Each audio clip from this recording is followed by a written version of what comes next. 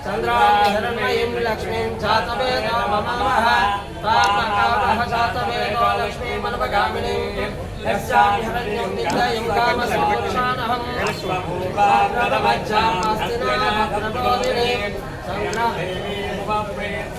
देवी सुषुतां स्मितां ज्वलन्तीं त्रिपुतां तत्मयन्तीं पद्मे स्थितां पद्मवर्णां तामिहोपम्पे श्रियं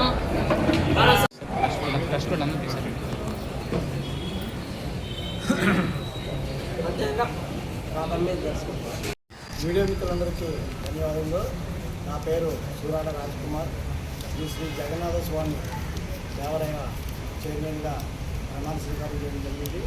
మా trust board members అందరూ కూడా మొట్టమొదటిసారి వస్తున్నట్టు ఈ స్వామివారి కళ్యాణ రథయాత్ర మహోత్సవాలని ఘనంగా జరిపే విధంగా మా ట్రస్ట్ బోర్డు మెంబర్స్ అందరూ కలిసి కృషి చేసి భక్తులకి ఎలాంటి ఇబ్బంది లేకుండా వాళ్ళకి అందుబాటులో ఉంటూ దర్శనం చేసుకునే విధంగా వారికి సహకారాలు అందజేస్తూ మరి మా ట్రస్ట్ బోర్డు ఈ సంవత్సరం మొదటిసారిగా ఈ కళ్యాణం జరుపుకున్న సందర్భంలో మా సాయి శక్తులు కృషి చేసి ఈ యొక్క కళ్యాణ మహోత్సవం రథయాత్రని విజయవంతం చేస్తామని తెలియజేస్తాం.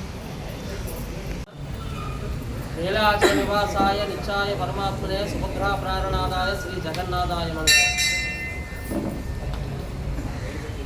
అతి ప్రాచీనమైనటువంటి చాలా పురాతనమైనటువంటి 200 సంవత్సరముల సుదీర్ఘ చరిత్ర కలిగినటువంటి అతి పురాతనమైన దేవాలయంగా ప్రసిద్ధిగాంచి ఈ రథయాత్ర మహోత్సవాల్లో పూరి తర్వాత అత్యంత వైభవపేతంగా జరుగుతున్నటువంటి మన టౌన్ కొత్తరోడ్ జగన్నాథ స్వామి దేవాలయం రథయాత్ర మహోత్సవంలో ప్రసిద్ధిగాంచింది. ఈ సందర్భంగా మనం ఈ 10 రోజుల పాటు స్వామివారు అంటే మన గర్భాలయంలో నుంచి స్వామివారు బయటకు వస్తున్నారంటే వైకుంఠాన్ని వీడి భూలోకంలోకి స్వామివారు భక్తులకి దర్శనం అవ్వడం కోసం వస్తున్నారు. ఇదొక మంచి అవకాశంగా భక్తులందరూ కూడా ఈ స్వామివారి దర్శనాన్ని ఎప్పుడు చేసుకుంటామా, రథం మీద ఎప్పుడు దర్శనం చేసుకుంటామని ఎదురు చూస్తున్నటువంటి కారణం ఇంకొక 2 రోజుల ముందుకు వచ్చింది. అలాగే ఈ రోజున 13వ తేదీ జ్యేష్ఠ బహుళ చతుర్దశి. ఈ రోజున ప్రతిష్టా ప్రారంభం సంకల్పం ప్రారంభమయ్యి ధ్వజారోహణ కార్యక్రమంతో ఈ రోజు నుంచి వైదిక కార్యక్రమాలు ప్రారంభమవుతున్నాయి.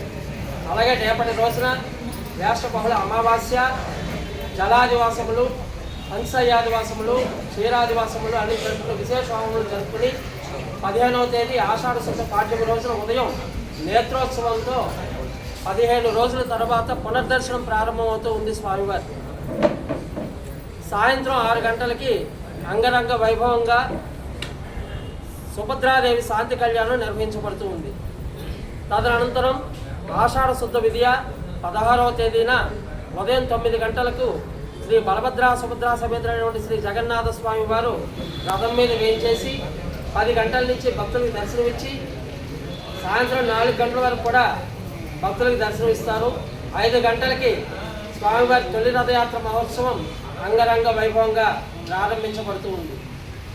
తదనంతరం 17వ తేదీ నుంచి 25వ తేదీ వరకు కూడా తొలి ఏకాదశి శనివారం వరకు మత్స్య కూర్మ వరాహ నారసింహ వామన పరశురామ శ్రీరామ బలరామ శ్రీకృష్ణ అవతారం అన్నీ ముగించుకుని ఆదిశేషుడిగా శేషపాన్ అలంకారంలో తొలి ఏకాదశి రోజున స్వామివారి దర్శనమిస్తారు భక్తులకి. 26వ తేదీన తిరుగురథయాత్ర ఆషాఢ శుద్ధ ద్వాదశి రోజున జరుగుతుంది. నా పేరు టి రాజగోపాల్ రెడ్డి. నేను టౌన్ కొత్త రోడ్ జగన్నాథ స్వామి దేవస్థానం ఈయోగా పనిచేస్తున్నాను. ఈ సంవత్సరం టౌన్ కొత్త రోడ్ జగన్నాథ స్వామి రథయాత్ర మహోత్సవాలు జూలై 15వ తారీఖు నుంచి జూలై 26వ తారీఖు వరకు అత్యంత వైభవంగా నిర్వహించబడతాయి. జూలై 16వ తారీఖు గురువారం ఉదయం 9:30 గంటలకి స్వామివారిని రథం మీద వేయించేసి సాయంత్రం 5 గంటలకి మన దక్షిణ నియోజకవర్గ శాసనసభ్యులు సిహెచ్ వంశీకృష్ణ శ్రీనివాస్ గారి చేతుల మీదుగా ఈ సంవత్సరం రథయాత్ర ప్రారంభమవుతుందండి. స్వామివారిని రథం మీద టౌన్ కొత్త రోడ్ ఆలయం వద్ద నుండి టర్నర్ సత్రం వరకు తీసుకువెళ్ళి జూలై 17వ తారీఖు నుంచి 25వ తారీఖు వరకు స్వామివారిని దశావతారాల్లో అలంకరించి, అలాగే జూలై 26వ తారీఖు ఆదివారం రోజు తిరుగు రథయాత్ర సాయంత్రం 5 గంటలకి ప్రారంభం అవుతుందండి. ఈ సంవత్సరం ముఖ్యంగా భక్తులు అధిక సంఖ్యలో సుమారు 2.5 లక్షల నుంచి 3 లక్షల వరకు స్వామివారిని దర్శించుకునేలాగా ఏర్పాట్లు చేయడం జరిగింది. ఫ్రీ బస్సు పథకం కూడా ఉండడం వల్ల అది కూడా ఉద్దేశం పెట్టుకొని క్యూ లైన్లు అవన్నీ కూడా ఎక్కువగా నిర్వహించడం జరిగిందండి. దేవాదాయ శాఖ ఉన్నతాధికారుల ఆదేశాల మేరకు ఆర్డీఓ వారు విశాఖపట్నం వారు ఒక సమన్వయ సమీక్షా సమావేశం అనేది మా ట్రస్ట్ బోర్డ్ సభ్యులందరితో అలాగే వివిధ శాఖల అధికారులతో కూడా నిర్వహించడం జరిగింది.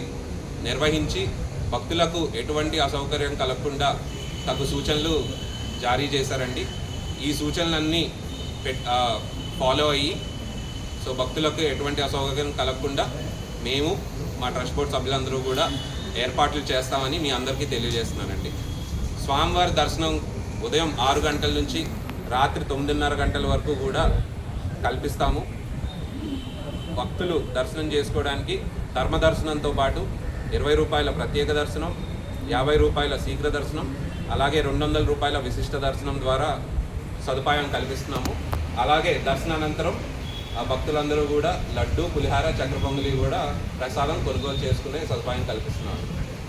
భక్తులకు క్యూ లైన్లో నించున్న భక్తులకు ఎటువంటి అసౌకర్యం కలగకుండా వాటర్ ప్రూఫ్ షెడ్స్ వేయడం జరిగింది. అలాగే క్యూ లైన్స్ కూడా పటిష్టంగా ఏర్పాటు చేయడం జరిగింది. క్యూ లైన్స్లో మంచినీటి సరఫరా, అలాగే మజ్జిగ పంపిణీ, అలాగే చిన్నపిల్లలకి బిస్కెట్స్, వేడి పాలు వీలైనంత వరకు కూడా సరఫరా చేయడానికి మేమందరం ఏర్పాట్లు చేస్తామని తెలియజేస్తున్నామండి.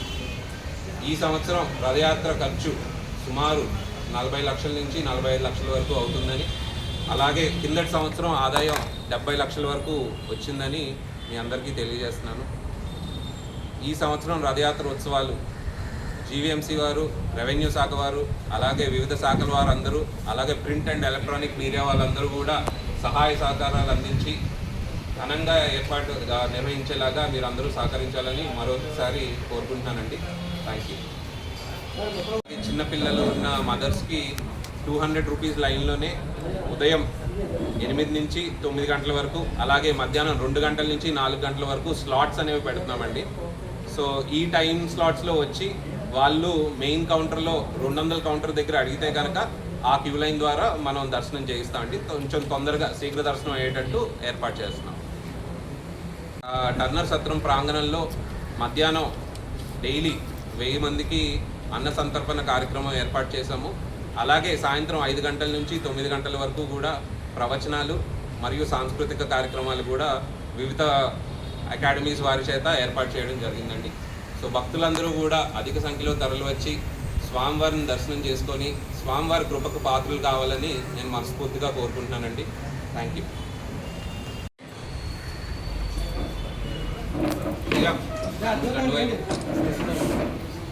సురేష్ గారు రండి. సెల్ ఫోన్లో అయిపోయాక ఒకసారి నుంచండి. ఓకే.